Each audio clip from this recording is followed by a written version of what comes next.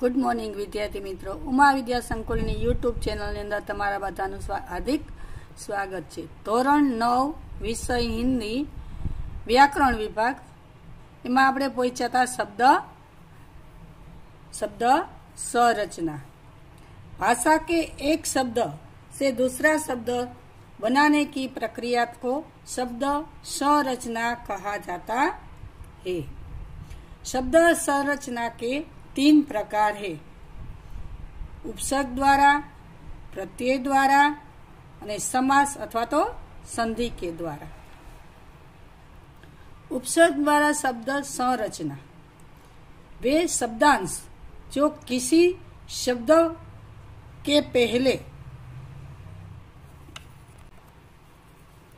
जुड़कर नए शब्द का निर्माण करते हैं और उसके अर्थ में विशेषता या परिवर्तन कर देते हैं, वे उपसर्ग कहलाते हैं। जैसे कि उप वत्ता देश उपदेश, स्व वत्ता देश स्वदेश, वि वत्ता देश विदेश। देश शब्द के पूर्व उप उपसर्ग जुड़ने से नया शब्द। गुड मॉर्निंग विद्यार्थी मित्रों, उमा विद्या संकुल यूट्यूब चेनल अंदर तमारा बधानु हार्दिक स्वागत है। धोरण 9 विषय हिंदी व्याकरण विभाग में आपणे आज स्वर संधि समझशुं। हम जब छोटे थे तब हमने स्वर और व्यंजन दोनों का अभ्यास किया था। तो 2 वर्णों के मेल से उत्पन्न विकार को संधि कहते हैं। संधि का शाब्दिक अर्थ है मेल या समझौता। जब 2 वर्णों का मिलन अत्यंत निकटता के कारण होता है तब उनमें कोई न कोई परिवर्तन होता है और वही परिवर्तन संधि के नाम से जाना जाता है।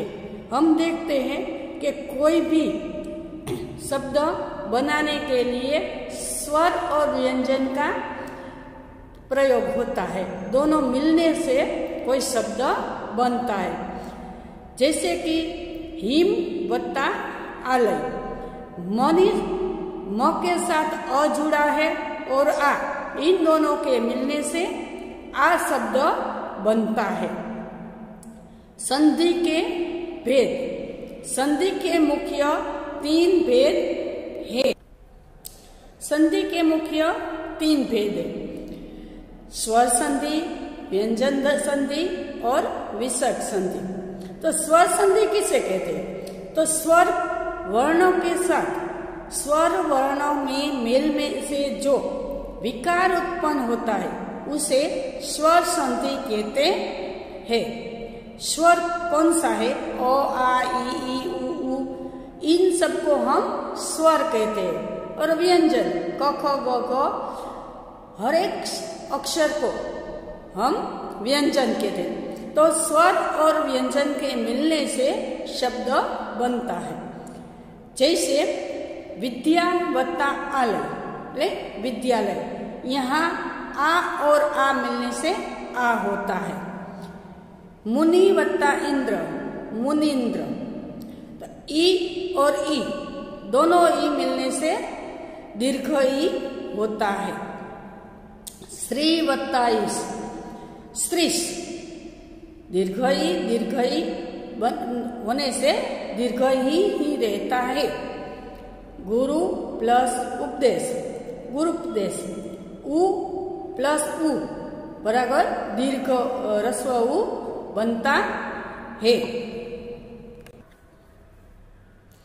स्वर संधि के 5 प्रकार है, दीर्घ स्वर संधि, गुण स्वर संधि, वृद्धि स्वर संधि, यण स्वर संधि और अयादि स्वर संधि। जब अ आ के साथ अ आ होता है तो आ बन जाता है।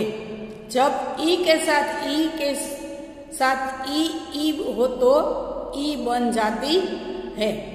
जब उ साथ उन होता है तो उ बनता है। हमने देखा है कि अक्षर और आ दोनों मिलने से आ होता है, ई के साथ ई मिलने से ई होता है और उ के साथ उ मिलने से उ होता है। जैसे कि यहाँ हमने उदाहरण दिए हैं, पुस्तकालय, पुस्तक वत्ता आलय, विद्यार्थी, विद्या अथवा वत्ता अर्थी, रविंद्र, रवि वत्ता इंद्र, गिरीश, गिरी वत्ता ईश, भानुदय, भानु वत्ता उदय।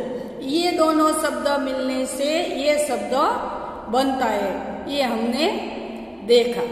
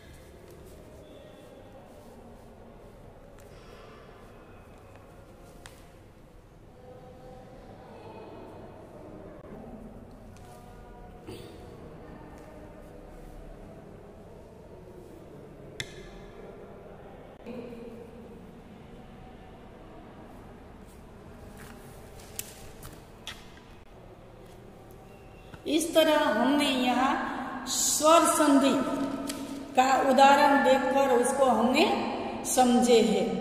तो इसको आप लोग अच्छी तरह के समझ गए होंगे।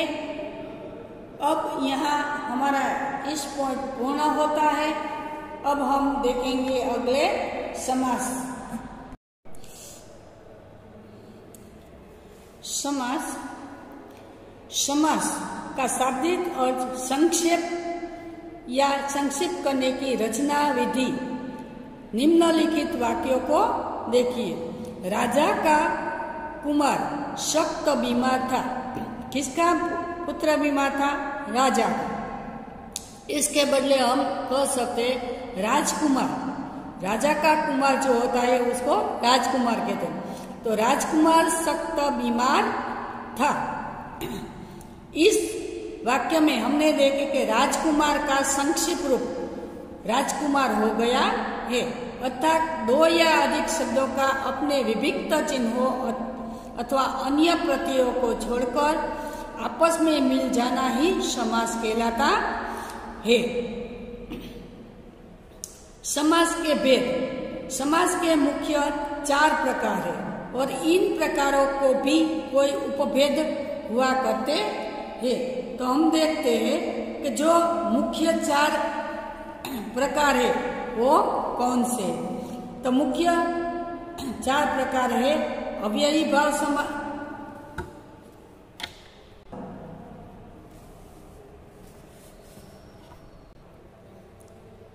अव्ययी भाव समास जिसकी व्याख्या है जिस समास में पहला पद प्रधान हो यानी कि मुख्य हो तथा वह शब्द अव्यय हो और सामासिक शब्द का क्रिया विशेषण के समान उपयोग हो, उसे अव्ययी भाव समास कहते हैं। यहाँ 3 शब्द है, वाक्य है, वह यथाशक्ति प्रयत्न करे। इसमें मुख्य शब्द कौन सा है? यथाशक्ति। लड़का प्रतिदिन विद्यालय जाता है। किस दिन जाता है? प्रतिदिन, इसका हर रोज जाता है, इसलिए यहाँ प्रतिदिन मुख्य है। वह आजीवन लोगों की सेवा करता रहा। आजीवन के जब तक वो जीवित रहा तब तक। यहाँ उसको विग्रह करने से समास का अर्थ मालूम होता है कि ये कौन सा समास है। यथाशक्ति लेकिन शक्ति के अनुसार। प्रतिदिन, प्रत्येक दिन, दिन दिन के हर रोज एम आजीवन એટલે કે जीवन पर, जीवन पर्यंत, जब तक हम जीवित हैं तब तक। यहाँ इसका विश्लेषण करने से, विग्रह करने से कौन सा समास है उसको हम देख सकते हैं।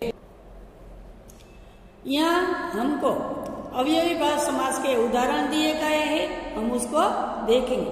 यथाविधि विधि के अनुसार, यथा मति मति के अनुसार, यथा शीघ्र जितना शीघ्र हो, जितना जल्दी हो सके उतना, यथोचित जो उचित है वो, प्रतिवर्ष प्रत्येक वर्ष, हर वर्ष, दिनों दिन, दिन हो दिन ही दिन में, रातों रात, रात ही रात में, बेफा बिना काम के, भरपेट पेट भर के, यथा नियम नियम के अनुसार, यथा समय समय के अनुसार, यथा संभव जितना संभव हो सके उतना, आजन्म जिसके जन्म से लेकर, आकंठ कंठ तक, प्रतिपल प्रत्येक पल, बीचों बीच बीच ही बीच में, हाथों हाथ हाथ ही हाथ में, प्रत्यक्ष आंखों के सामने, बिखटके बिना खटके। यहाँ हमने अव्ययी भाव समास के उदाहरण देखे। यहाँ तुमको होमवर्क करने के लिए शब्द दिए गए।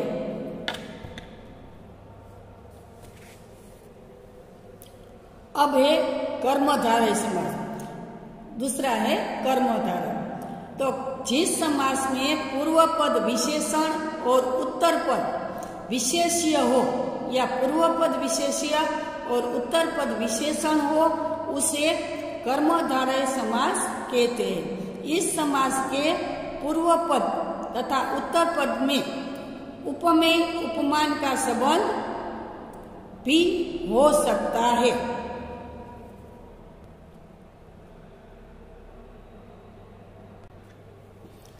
यह हमने विशेषण उत्तर पद विशेष्य हो ऐसा उदाहरण दिए गए हैं। तो महापुरुष, महापुरुष तो उसका विग्रह होता है महान पुरुष। पक्वान तो पक्व अन्न, सुहास सुंदर है जो हंसी, सुविचार अच्छा है जिसका विचार, नवांकुर नव है जो अंकुर, महावीर महान है जो वीर है, महात्मा महान है जो आत्मा, अंधकूप अंधा है जो कूप, महाविद्यालय महान है जो विद्यालय, सूक्ष्म है जो अणु, महान है जो युद्ध, सुलोचना सुंदर है जिसकी लोचन, प्राधान्य अध्यापक प्रधान है जो अध्यापक, नीलगाय नीली की है जो गाय। यह सब इसका अतिशयोक्ति लेकिन उसका जो मुख्य है उसका हम उसकी रचना करते, उसका उदाहरण देते कि जिसका लोचन એટલે नयन अच्छा हो उसको सुलोचना कहते, उसकी कोई उपमा दी गई है। पूर्व पद विशेष्य और उत्तर पद विशेषण हो ऐसा उदाहरण। यहाँ हमने देखा कि पूर्व पद विशेषण है और विशेष है। अब उसके उल्टा न्यायोचित कि जिसका न्याय है उचित, जो कोई भी न्याय करता है वो उच्च है। अधपका आधा है जो पका, ये उसके विरुद्धार्थी के रूप में हम देख रहे। उपमेय उपमान का संबंध हो ऐसा उदाहरण। उसकी रचना किसी के उपमान देकर उसका संबंध उसके साथ जोड़ने से हुई हो, जिसकी तुलना किसी अन्य से की जाती है उसे उपमेय, और जिससे तुलना की जाती है उसे उपमान कहा जाता है। जैसे चरण कमल समस्त पद का विग्रह होगा चरण रूपी कमल। यहाँ कमल के साथ चरणों की उपमा दी गई है। इसमें चरण उपमेय है और कमल उपमान है, जिसका हम उदाहरण देखेंगे कि स्त्री रत्न, के स्त्री रूपी रत्न, देहलता, देह रूपी लता, इसको किसके साथ उसकी तुलना की है? तो स्त्री के साथ रत्न के साथ की है। रत्न जैसे कीमती है उसका ऐसे स्त्री कीमती। देहलता, लता साथे देह को इसकी आलोचना की है। नरसी, नर रूपी सिंह, ग्रंथ रत्न, एक ग्रंथ रूपी रत्न, नयन बाण, नयन रूपी बाण। ऐसा कई उदाहरण हमने देखे।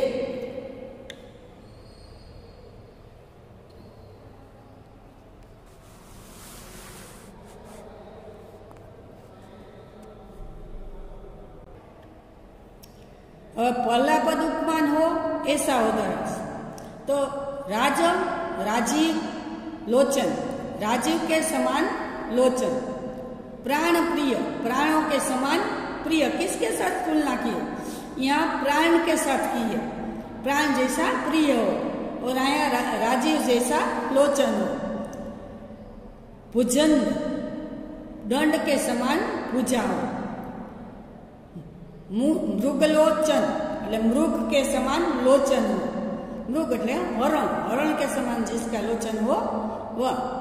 पाषाण हृदय, के पाषाण के समान है जो हृदय।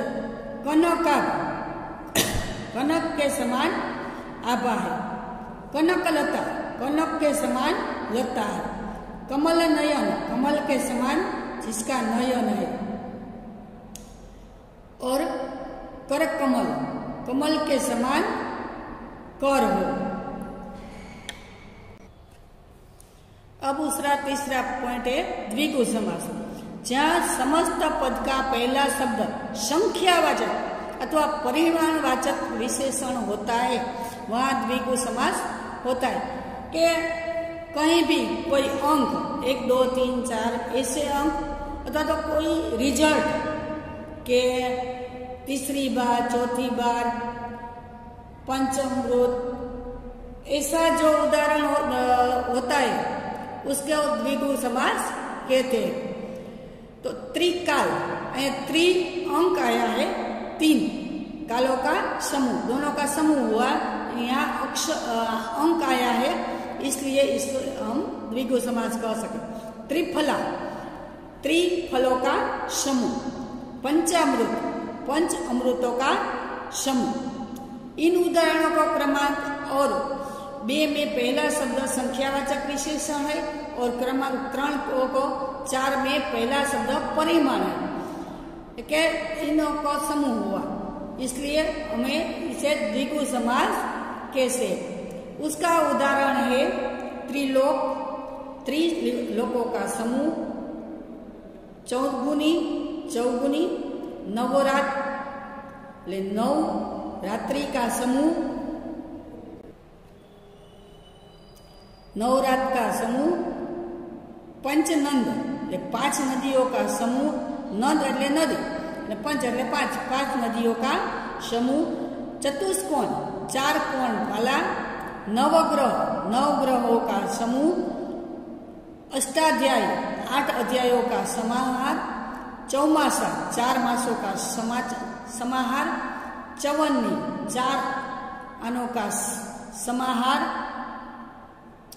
चौराहार, 4 राहों का समाहार। सप्ताह 7 दिनों का समाहार। त्रिवेणी, 3 वेणियों का समाहार। तिरंगा 3 रंगों का समाहार। इन सब में अंकों की रचना के साथ उसका वर्णन किया हुआ है इसलिए हम इसे द्विगु समास कहते हैं। यहाँ तुम्हारे अभ्यास के लिए थोड़े शब्द दिए गए हैं। अब है द्वंद्व समास। इस समास में समस्त पद के दोनों पद प्रधान होते, प्रधान એટલે કે मुख्य। मुख्य होते हैं। समस्त पद का विग्रह करने पर बीच में सम्मुख बोधक अव्यय और अथवा या शब्द लगाना पड़ता है।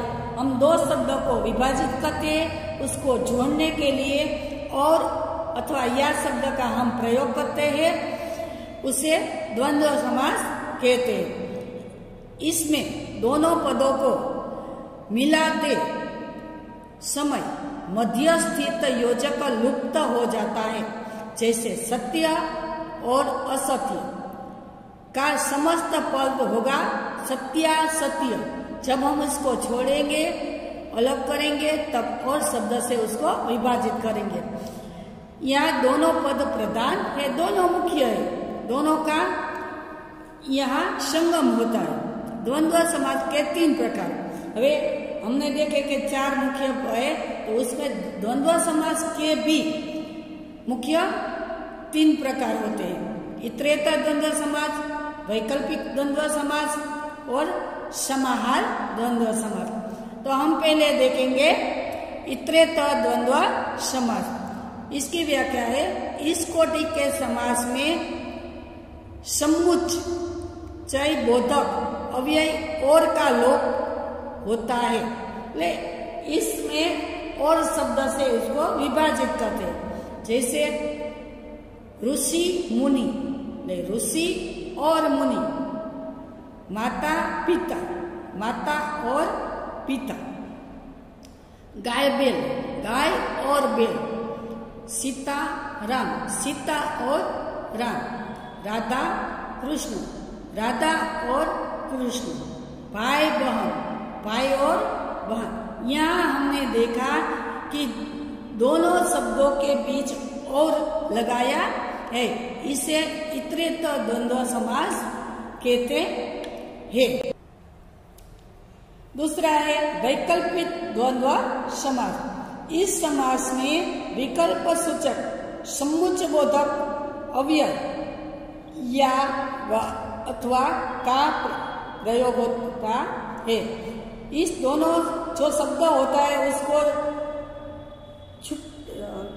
छोड़ने में या अथवा तो वह शब्द का प्रयोग होता है, उसे वैकल्पिक द्वंद्व समास कहते हैं, जिसका समास करने पर लोप हो जाता है। ले दोनों को मिलने पर वो जो शब्द हमने संधि जैसे छुट्टा पढ़ते हैं, जैसे उसको छुट्टा पढ़ने पर वो लिखना पड़ता है, और जब उसको जोड़ते हैं तो वो लुप्त हो जाता है, इसलिए निकाल देता है। धर्माधर्म, धर्म या अधर्म है, छोटा बड़ा, छोटा या बड़ा, दोनों में से कौन सा है उसको हमने कहना है। थोड़ा बहुत, थोड़ा है या बहुत है। ठंडा गरम, ठंडा या गरम। है ना, हा ना, तो हा या ना। लाभालाभ, लाभ या अलाभ। जोड़ तोड़, जोड़ना या तोड़ना। गुण दोष, गुण या दोष। यह शब्द से विग्रह करने से हमको मालूम होता है कि ये धर्म है, अधर्म है, लाभ है या बेलाभ है। ऐसा या शब्द से विभाजित करने वाले शब्द को वैकल्पिक द्वंद्व समास कहते हैं। अब तीसरा है समाहार, समाहार द्वंद्व समास। जिस समास से उसके पदों के अतिरिक्त उसी तरह का और भी अर्थ सूचित हो, उसे समाहार द्वंद्व समास कहते हैं। जैसे दाल रोटी, दाल रोटी वगैरह। हम कहते हैं ना कि 1 2 3 4 कितने भी नाम लिखने पर तो वगैरह लग सकते हैं। दो सबका नाम नहीं लिखना हो तो हम लगते हैं वगैरह। कपड़ा लत्ता, कपड़ा लत्ता वगैरह। सेठ साहूकार, सेठ तथा साहूकार आदि धनी लोग सब आ जाते हैं उसमें। रुपया पैसा, रुपये पैसे गहने वगैरह सब दौलत आ जाती है। यहाँ तुमको होमवर्क करने के लिए थोड़े शब्द दिए गए हैं। तो हमने देखा कि समास किसे कैसे कितने समास होते। मुख्य हमारे 4 समास है, अव्ययी समास, कर्मधारय, द्विगु और द्वंद्व। तो द्वंद्व में भी 3 विभाजित होते हैं, इतरेतर, वैकल्पिक द्वंद्व और समारा द्वंद्व। तो यहाँ हमारा समास का जो पॉइंट है वो पूर्ण करेंगे। अब हम आगे देखेंगे। अब हम वाक्य के तीसरे पॉइंट के वाक्य तथा वाक्य के प्रकार की समझौती करेंगे। तो वाक्य रचना में क्या होता है कि हम जो आदेश देते हैं, प्रश्न पूछते हैं, कोई दुख हर्ष व्यक्त करते हैं, कोई मना करते हैं, ऐसे ऐसे वाक्य के प्रकार होते हैं। तो शब्दों का ऐसा व्यवस्थित सार्थक समूह जो किसी विचार या भाव को पूर्णतः व्यक्त कर सकते उसको वाक्य कहलाता है। वाक्य के प्रमुख तत्व कि क्या क्या होता है वाक्य में? सार्थकता, योग्यता, आकांक्षा, निकटता, पदक्रम, अन्वय। तो वाक्य के घटक तो उसमें क्या क्या आता है? जिन अवयवों को मिलाकर वाक्य की रचना होती है उन्हें वाक्य के घटक कहते हैं। संरचना की दृष्टि से वाक्य के प्रधान रूप से 2 ही घटक है, उद्देश्य और विधेय।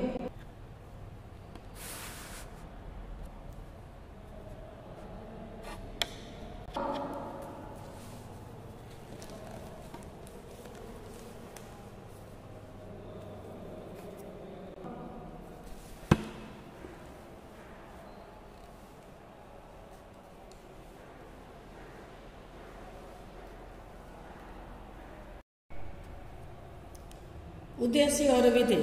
वाक्य के प्रकार। वाक्य को विवेचन मुख्य रूप से 2 स्तरों में किया जाता है, अर्थ के आधार पर और रचना के आधार पर। अर्थ के आधार पर वाक्य के 8 प्रकार है। विधानवाचक वाक्य, जिस वाक्य में कार्य के होने का अथवा करने का सामान्य कथन हो उसे विधानवाचक वाक्य कहा जाता है। जैसे प्रियोदा सेवा भावी थी, इसे हम विधानवाचक वाक्य कह सकते हैं। और दूसरा से निषेधवाचक वाक्य, जिस वाक्य में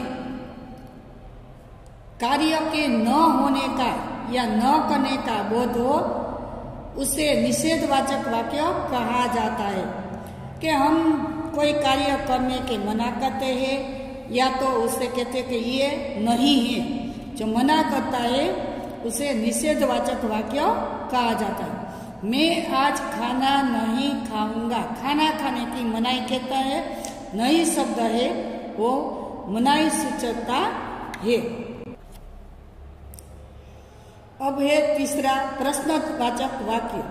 यदि वाक्य में कोई प्रश्न किया जाए तो वह प्रश्नवाचक वाक्य कहलाता है। इस तरह के वाक्यों में क्या, कौन, कहा, कैसे, कब, क्यों, किस लिए ऐसे शब्द का प्रयोग करते हैं, उससे हम किसी को प्रश्न पूछते हैं ऐसा संकेत होता है। इस नगरी का राजा कौन है? यहाँ कौन शब्द है तो किसका पूछ रहे हैं? राजा का। तो कि इस नगरी का राजा कौन है हम दूसरों को पूछते हैं, इससे हम प्रश्नवाचक वाक्य कहते हैं। अब है चौथा विस्मयादि वाचक वाक्य।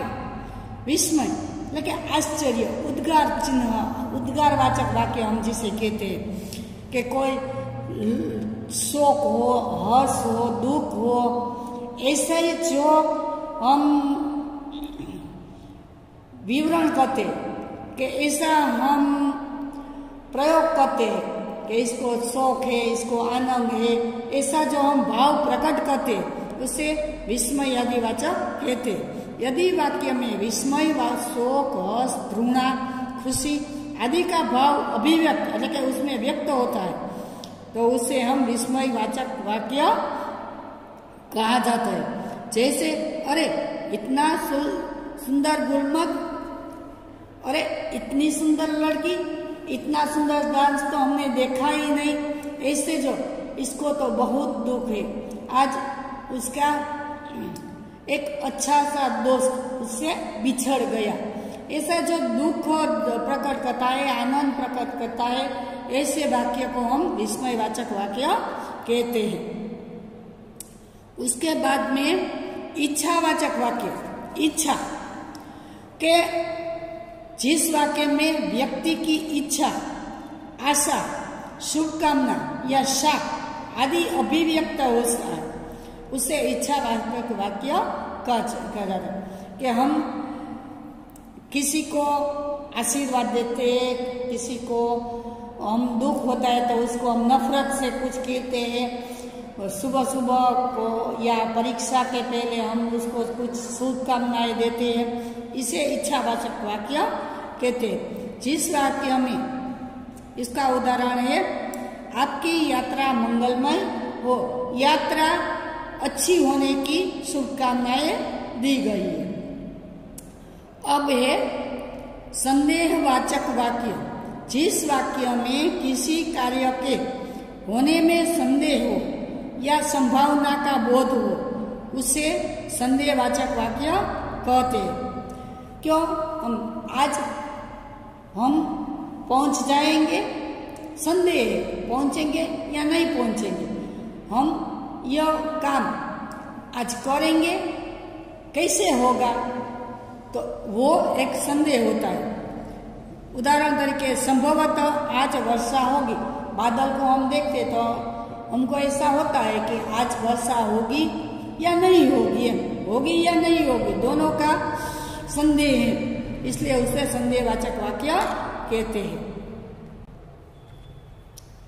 उसके बाद होता है संकेतवाचक वाक्य, जिस वाक्य में एक क्रिया का होना दूसरे पर निर्भर करे अथवा एक कार्य का संकेत दूसरे कार्य से मिले उसे संकेतवाचक वाक्य कहते हैं। दूसरी तरफ हम इशारा करते हैं उसे संकेतवाचक कैसे। परिश्रम करोगे तो अवश्य सफलता मिलेगी, जो तुम परिश्रम करोगे तो ही सफलता मिलेगी। आज तुम इतना काम करोगे तो तुमके इतनी आमदनी मिलेंगी, जो करोगे तो ही मिलता है, उसे संकेतवाचक वाक्य कहते हैं। अब है आज्ञावाचक या विधिवाचक वाक्य, जिस वाक्य के द्वारा आज्ञा या अनुमति, प्रार्थना या निर्देश आदि का भाव प्रकट होता है उसे आज्ञावाचक या विधिवाचक वाक्य कहा जाता है। हम किसी को आज्ञा कहते हैं, आज तुमको यहाँ से फूल लाने हैं तो हमने आज्ञा दी। आज तुम घर पे रह सकोगे तो अनुमति दी। आज तुम मेरे साथ बाजार आओगे तो प्रार्थना की।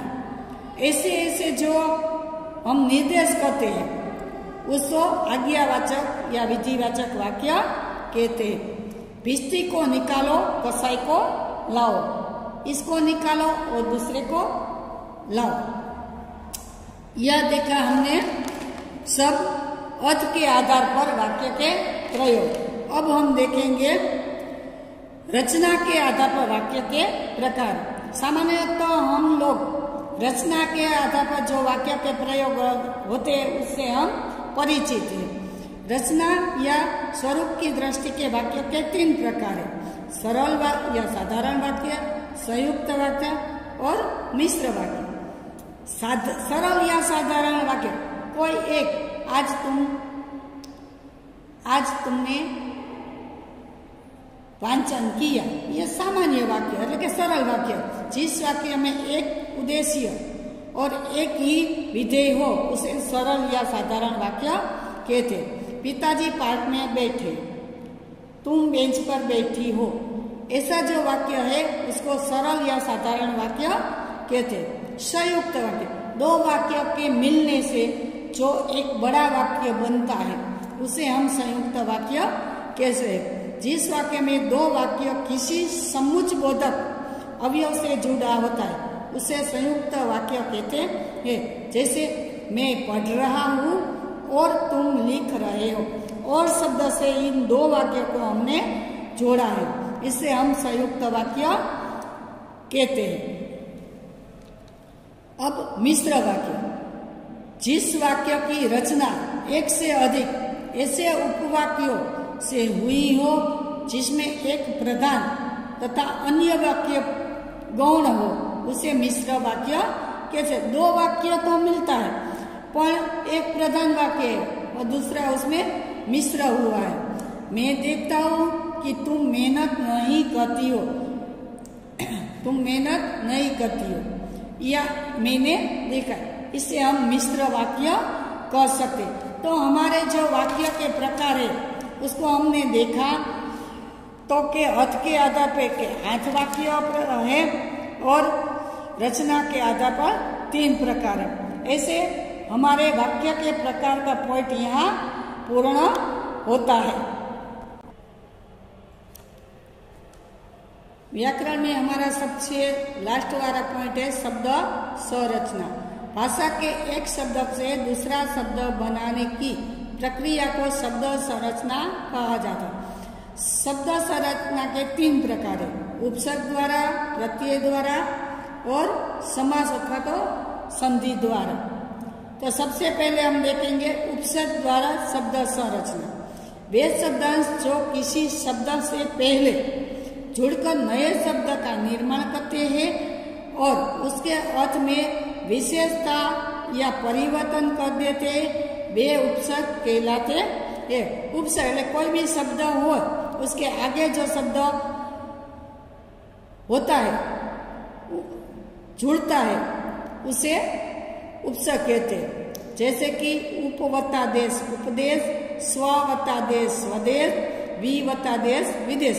ये देश के आगे उप, स्व और वि जुड़ा है, उससे एक नए शब्द की रचना की गई है। तो देश शब्द के पूर्व उपसर्ग जोड़ने से नया शब्द उपदेश बनता है। देश के आगे उप लगा है तो उपदेश शब्द बना है, से नया शब्द उपदेश बनता है। यहाँ उप, स्व, वि वो उपसर्ग है। उपसर्ग की 3 विशेषताएं होती हैं।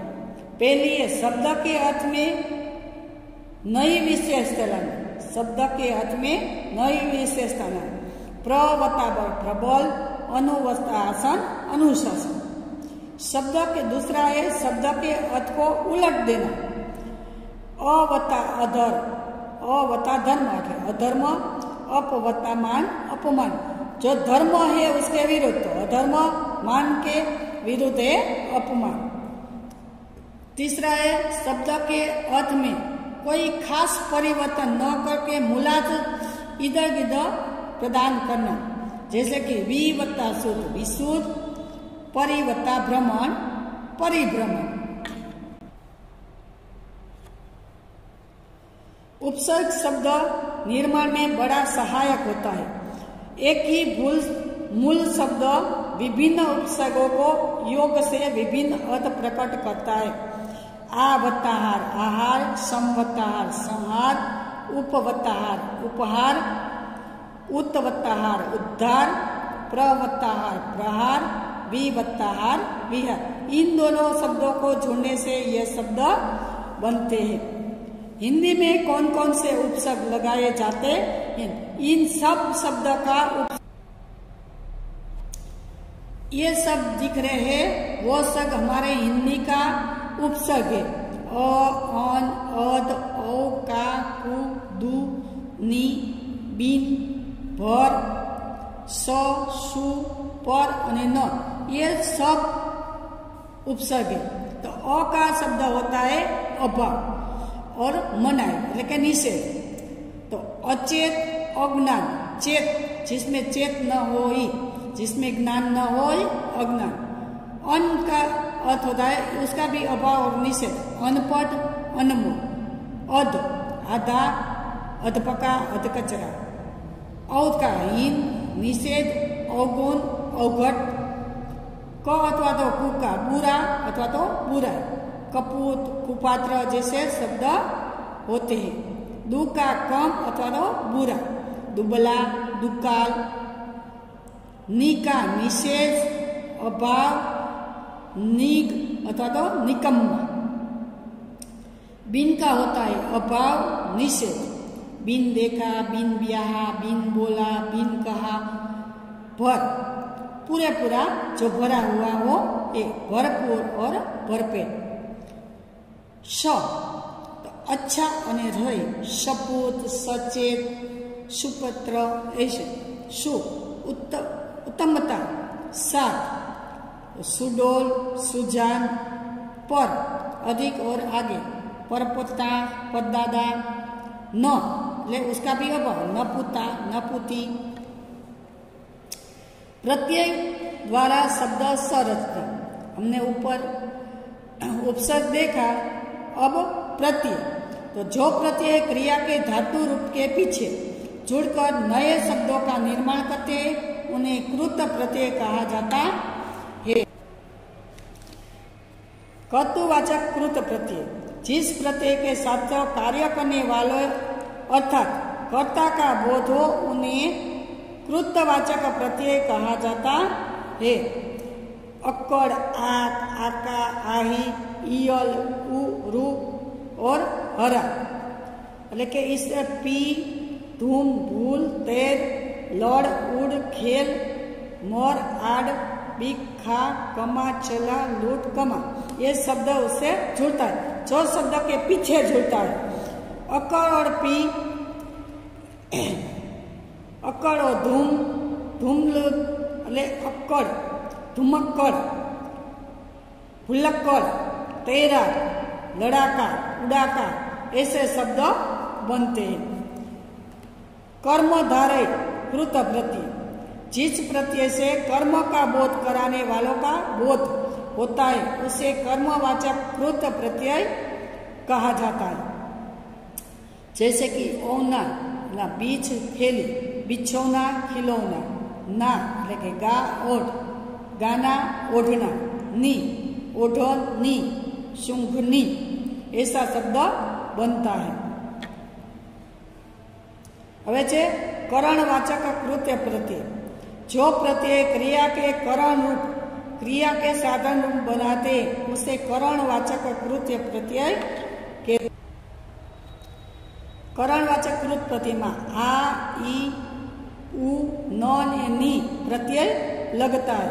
आ का अर्थ होता है घेर, झूल એટલે घेरा, झूला। ई का झूल,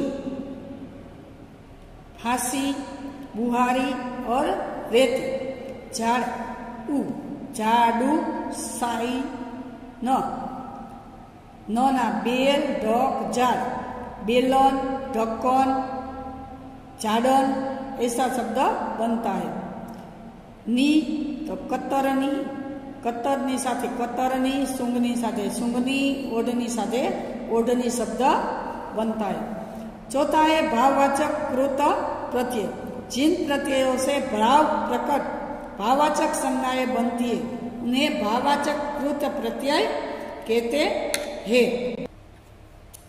जैसे कि आई, आई नो शब्द होता है उत्तर, बूंद, धो ने पट। आ शब्द आए पास उसके साथ आई जोड़ना। उत्तराई, बुनाई, धुलाई ऐसा शब्द बनता है। आवट, आवट इसके पीछे लग जाता है तो लिखावट, दिखावट, मिलावट, गिरावट, बुनावट और सजावट शब्द बनते हैं। आहट लगाने से गड़गड़ाहट और चिल्लाहट बनता है।